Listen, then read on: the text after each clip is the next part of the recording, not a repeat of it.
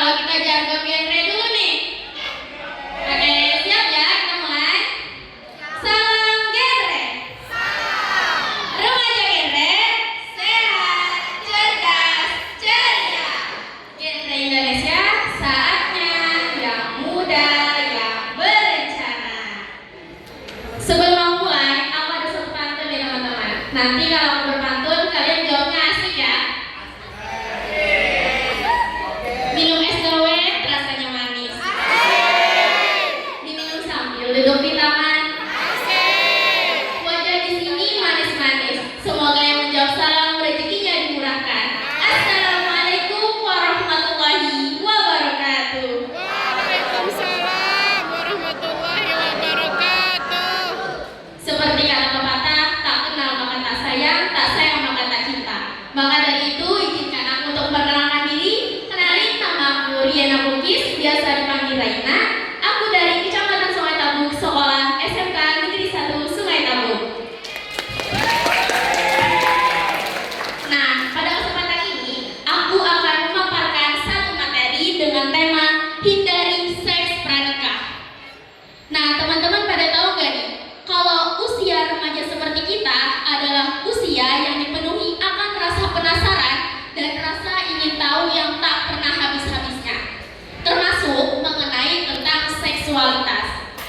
Nah, jadi kali ini aku akan memaparkan tema tentang seks pranikah. Apa sih itu seks pranikah? Dan gimana nih caranya kita agar terhindar dari perilaku beresiko tersebut? Yang pertama, definisi. Seks adalah jenis kelamin, yaitu perbedaan biologis yang dimiliki oleh laki-laki maupun perempuan. Terus, seks pranikah itu apa nih? Teman-teman pasti udah tahu dong dan pernah dengar gitu, apa itu seks pranikah. Jadi, seks pranikah adalah hubungan seksual yang dilakukan oleh seseorang sebelumnya ada ikatan pernikahan yang sah. Nah, teman-teman udah tahu nih apa itu seks dan apa itu seks pranikah. Nah, terus ada dorongan dan perilaku seksual. Ketika seseorang sudah mulai memasuki masa pubertas, di mana organ-organ seksualnya sudah mulai matang karena hormon itu berpengaruh pada syaraf yang mengatur emosi dan membuat seseorang sudah mulai memiliki rasa ketertarikan kepada orang lain. Nah, karena hormon itu tadi nih teman-teman, seseorang sudah mulai ada rasa ingin memeluk, mencium, mencari kenikmatan fisik dengan tujuan mencapai kepuasan seksual. Nah, perilaku itu tadi teman, dengan tujuan mencapai kepuasan ataupun kenikmatan seksual disebut dengan perilaku seksual. Next. Perilaku seksual remaja dalam pacaran. Semoga di sini nggak ada yang pacaran ya teman-teman. Ketertarikan antar remaja seringkali dan pada umumnya diwujudkan dengan pacaran. Betul nggak nih? Betul. Nah, sebagai remaja yang cerdas, remaja bijak dan generasi berencana, kita harus paham betul bagaimana cara kita menjaga diri agar tidak sampai terjerumus dan mengarah pada perilaku beresiko seperti perilaku seks pranikah.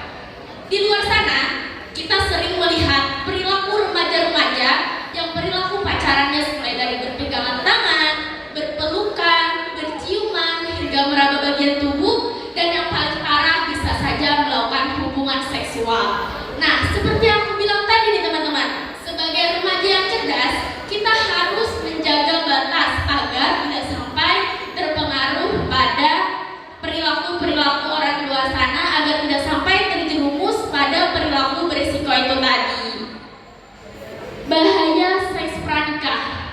Nah, di sini ada 3 nih teman-teman, dampak dari bahaya seks pranikah ini tadi. Yang pertama, kesehatan. Yang kedua, psikologis. Dan yang ketiga, sosial dan pendidikan. Dampak terhadap kesehatan. Yang pertama, munculnya penyakit menular seksual atau yang disebut dengan PMS. Yang kedua, kehamilan yang tidak diinginkan. Dan yang ketiga, masalah kesehatan fisik. Nah, terus ada nih dampak psikologis dan kesehatan.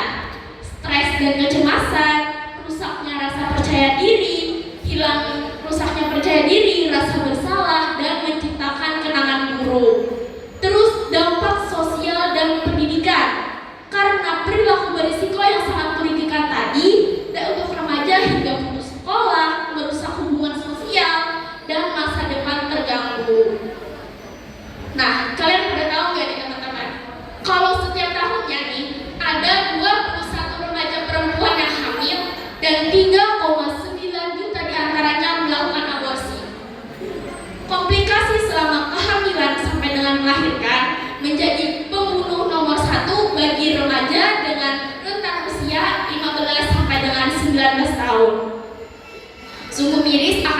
yang kita ketahui ini ya teman-teman.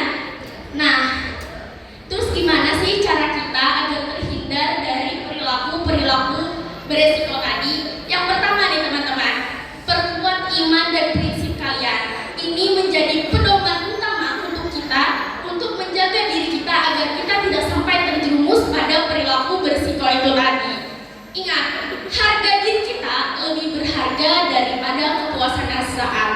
Yang kedua, pilih teman yang berperilaku positif. Kenapa nih kita perlu memilih teman yang berperilaku positif?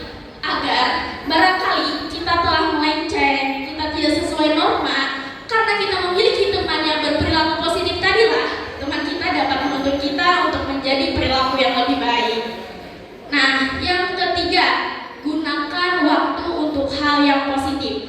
Isi hari-hari kalian dengan belajar, berkarya, dan berprestasi. Yang keempat, pahami resiko. Yang kelima, jaga batas pergaulan. Hindari kondisi yang menggoda. Dan yang terakhir ya teman, yang keenam, berani berkata tidak dan tolak tegas dalam menolak ajakan yang salah. Nah, itu tadi dampak dari seks pranikah dan bagaimana nih cara kita agar dapat terhindar dari perilaku itu tadi. Nah, di sini ada usia ideal menikah. Teman-teman pasti udah tahu dong usia ideal menikah. Untuk perempuan usia ideal menikahnya berapa? Betul. Untuk laki-laki? Nah, betul banget. Kenapa sih kok usia ideal menikah pada perempuan di usia 21 tahun? Kenapa nggak di 19 tahun? Terus laki-laki, kok usia ideal menikahnya di 25 tahun? Kenapa nggak sih di 20 tahun aja? Kenapa nih kira-kira? Oke. Di pada usia tersebut, seseorang sudah dianggap siap secara fisik, emosional, mental, ekonomi, dan intelektual. Nah, pada usia tersebut juga seseorang sudah siap untuk membangun keluarga. Nah, kenapa usia ideal menikah tadi harus di umur 21 untuk perempuan dan di umur 25 untuk laki-laki, yaitu untuk pematangan usia. Nah, lanjut